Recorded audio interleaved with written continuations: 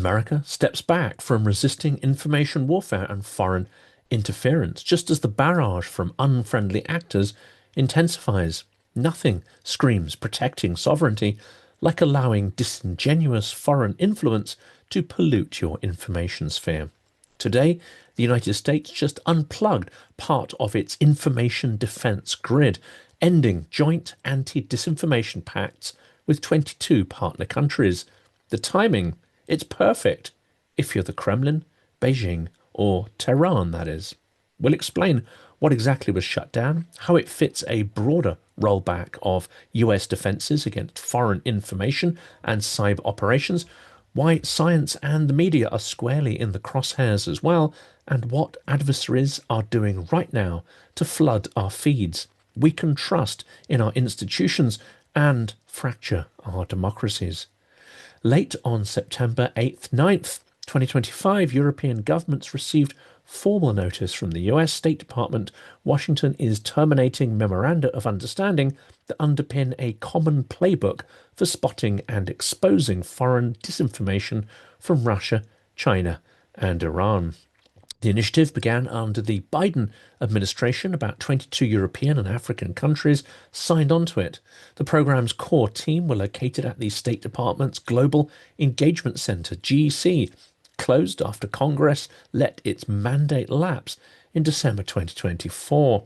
It was briefly rehoused, then shut by the Trump administration in April 2025. So this desire to close down every vestige of defense against foreign informational interference is part of a long-term Trump administration project. It's not just done on an impulsive whim or as collateral damage from Doge's activities. Well, this story was reported extensively in the Financial Times, the Kiev Independent, Medusa, amongst others. The critique from the previous GEC leadership was blistering. James P. Rubin, who ran the centre until December, called the move a unilateral act of disarmament in the information war and warned information warfare is a reality of our time and artificial intelligence is only going to multiply the risks from that. This was quoted from the Independent newspaper, September 9th, 2025. The riposte from inside the current State Department is not particularly subtle, and it landed like a sledgehammer. Darren Beattie, now acting Under Secretary for Public Diplomacy, bragged, "Far from spiking a single plan, we were proud to spike the entire GEC. It was woefully and embarrassingly ineffective on its own terms." That also was from the Independent article. Two things can be true, however. You can believe fiercely in free speech, and you can also recognize that hostile states run professionalized, well-funded, AI-supercharged information campaigns. In fact, the actions of foreign states to pollute our information networks has the net effect of degrading not only trust and community, but also limiting freedom of speech by devaluing the very currency of information. Abandoning common defenses doesn't create freedom. It creates a vacuum that adversaries are delighted to fill. And these are not freedom-loving governments, that's for sure. This is not an ideological position. It's operational reality described in European defense and corporate threat reporting for many, many years. That's taken from Concilium and the official Microsoft blog. This decision as well of the US State Department didn't happen in a vacuum. It follows a multi-year cross-agency rollback of US efforts aimed at foreign information manipulation. The DHS, Disinformation Governance Board, created April 2022, paused weeks later amid political crossfire and was formally dissolved in August 2022. Whatever you thought of its design, it's gone, and the opportunity to improve that framework has gone with it. You can find more information on Wikipedia. The Global Engagement Center, as noted, closed at the end of 2024, and its short-lived successor office was shuttered in April 2025. Was this because they were ineffective, or were some people worried that they might become too effective? This was reported at the time by Reuters, April 16th, 2025, and CRS Insight. CISA pressure and funding fights, congressional and political attacks chilled some of the misinformation, disinformation, and malinformation work. The administration also proposed substantial cuts to CISA this year. This was reported in Cyberscoop, May 6th, 25, and the House Judiciary GOP staff report as well. Call it what you like, free speech maximalism, anti-censorship, or burn the rulebook advocates seem not to appreciate that a total laissez-faire attitude to informational platforms typically leads to a massive rise in fake voices, divisive and disingenuous voices, and the amplification of grifters and hacks. Artificial speech is amplified and free speech runs for cover. Functionally, the US is unilaterally stepping back from the coalition that helped partner governments identify and attribute foreign information operations. Adversaries didn't seek to make the disarmament multilateral. No, adversaries accelerated into the change in what they see as a significant weakening of a peer adversary.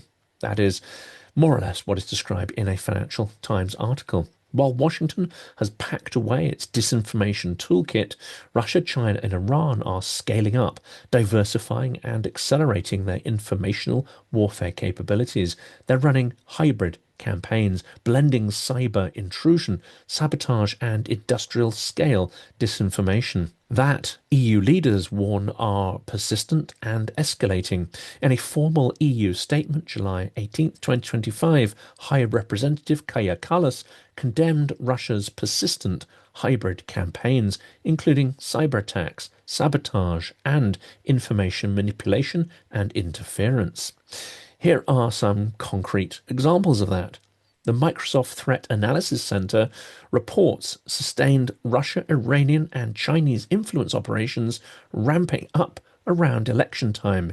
Increasingly, they are AI enabled and they use deepfake audio, synthetic video, and cloned news sites. That's from the MTAC briefings of April 2024 and October 23rd, 2024. Wired magazine documents a Russian-linked campaign, Operation Overlord, or Matryoshka, using free consumer AI tools to trigger a content explosion, emailing fact-checkers to spam their visibility. A perfect illustration of post-platform disinfo tradecraft. That's how Wired described it in July of this year. Reuters detailed FSB-linked espionage targeting foreign embassies in Moscow. That is Secret Blizzard Turla tooling, that's the name given to it, a reminder that cyber intel collection often feeds subsequent influence operations. That was reported in Reuters in July 31st this year. EU versus disinfo and a fresh EEAS threat report from March 2025 chronicle routine Kremlin campaigns from fake local outlets to laundered narratives seeded into mainstream conversation. The output and the intensity from Russia is huge and it's growing. And it's not just government that's targeted. Science and media are on the firing line because they are the trust brokers. Where there's no trust, then the very practice of democracy becomes tenuous. As scientists Michael Mann and Peter Hotez argue, science is under siege from weaponized disinformation. And that is threatening human civilization. They describe a 5Ps ecosystem that these threats are coming from: plutocrats, petrostates, pros, propagandists, and all too often parts of the press itself, coordinating to drown facts in noise. This is from an extensive Guardian article dated September 9th this year. Platforms aren't blind. Meta and Google's threat analysis groups keep publishing takedown reports of covert influence networks, including Russian operations such as Doppelganger. This has not stopped them from dismantling their own content filtering and disinformation monitoring teams, however, in an extraordinary example of obeying in advance. Here we are, of course, talking about obeying the Trump regime in advance. But the trend line is working away from solving this problem. In fact, it's becoming harder, and the scale at which fakes are generated seems exponential. AI lowers costs and raises the requirement for the scale of moderation that's required, the amount of capacity you have to put on these moderation tasks. The US is downshifting just as the informational assault upshifts. This is from a Meta transparency update. The US can quit joint defensive frameworks, but let's not pretend that the adversaries are reciprocating. One of the countries in the crosshairs is Moldova, that is sounding the alarm about a Russian hybrid war ahead of its September 28th elections. And that's just one front line out of many. We're going to see this pattern repeated over and over. And in fact, we have seen numerous examples of these patterns of interference since 2016, Brexit, and the first Trump administration. So why does signalling withdrawal matter so much? Because deterrence in the information domain is about certainty. Certainty that lies will be exposed fast, certainty that networks will be mapped, sanctioned, and removed, certainty that targets will be defended, certainty for consumers that the information they see has been monitored and vetted for weaponized infiltration by malign state actors. Defunding disinfo campaigns is an invitation to interference. And there is a societal cost when anti-science and anti-media narratives are amplified by hostile states. Reality itself becomes negotiable, then distrusted, then despised. As Mann and Hotez put it, the goal is to inundate the public with propaganda that undermines climate action or public health measures.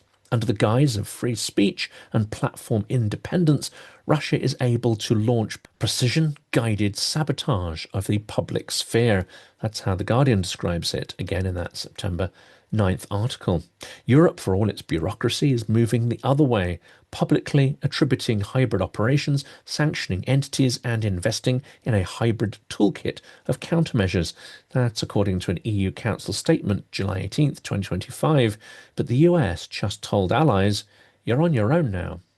Reaction from transatlantic and Ukraine-focused observers has been swift, from newsrooms to Washington policy experts on Twitter and X. A typical take echoed Rubin's line about unilateral disarmament, and Ukraine-focused outlets like the Kyiv Independent flagged the reverse within hours and pointed out what some of these strategic risks are going to be, especially as Russia is engaged in a major hybrid war against, I would say, all democratic societies. Free speech isn't threatened by exposing foreign covert operations, it's defended by it. Disbanding the warning system and severing the early warning hotlines is not principled administrative minimalism, it's strategic negligence, the kind that gets exploited at scale and speed by the same adversaries who hack our institutions, poison our discourse, and would love nothing more than a Western world too confused,